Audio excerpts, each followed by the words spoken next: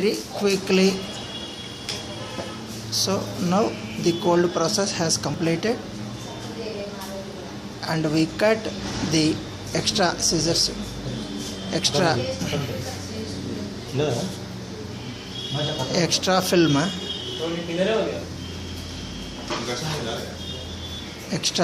we are removing the extra film, maybe lamination or mounting.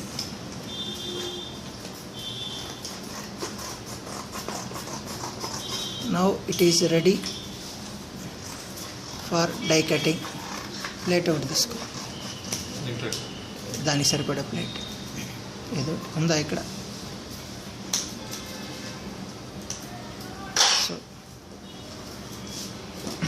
Okay, yes, then you loosen the knobs evenly and remove the acrylic sheet.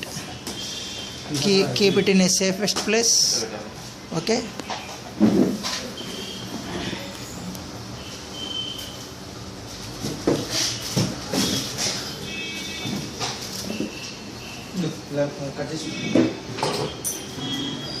now we are die cutting the